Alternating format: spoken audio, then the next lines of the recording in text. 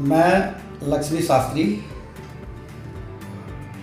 मैं भीटी खोरिया गोरखपुर का रहने वाला हूँ और मेरी जो भी पढ़ाई लिखाई हुई है इसी गांव से हुई है। उसके बाद 10वीं से लेकर 12वीं तक एमपी इंटर कॉलेज में मैंने पढ़ा। उसके बाद पढ़ते पढ़ते मैं बॉम्बे निकल गया और जब बॉम्बे गया तो बॉम्बे जाने के बाद हमारे ग्रैंडफादर और फादर ये लोग पेंट पॉलिश का काम करते थे पहले। तो जब मैं बॉम्बे गया तो इनका जब कारोबार देखा तो उसको मैंने उसको अपग्रेड करने के लिए मैंने अपनी तकनीकी लगाई और लगाने के बाद उस काम को काफ़ी आगे ले गया। मैं काम करते करते लगभग 2-3 सालों के बाद मैं उसको और आगे बढ़ा करके मैंने विदेश तक जा कर के कुछ काम किया। उसके बाद जब विदेश से रिटर्न आया तो उसके बाद फिर बॉम्बे में मैंने लगभग सेटल होकर के 25 से 30 साल खूब बढ़िया काम किया।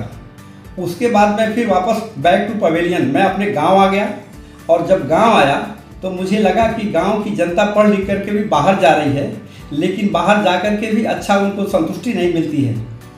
तो मैंने एक मिसाल के तौर पर यहाँ कपड़े की फैक्ट्री डाली और जब कपड़े की फैक्ट्री डाली तो उसमें कुछ लोगों को रोज़गार दिया और ये रोज़गार जब ने दिया तो उसके बाद कहीं से पता चल गया सीएम साहब को।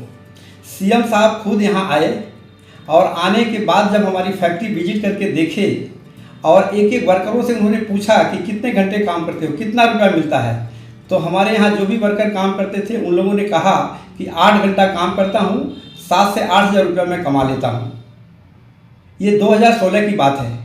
उसके बाद मुख्यमंत्री जी इतना प्रसन्न हो गए और उसके बाद उन्होंने कहा कि भाई यहाँ पर तो रोज़गार का बहुत बड़ा अवसर है और यहाँ कम से कम रेडीमेड गारमेंट का हब बनना चाहिए। उन्होंने एक सुदृढ़ किया कि यहाँ रेडीमेड गारमेंट का हब बने।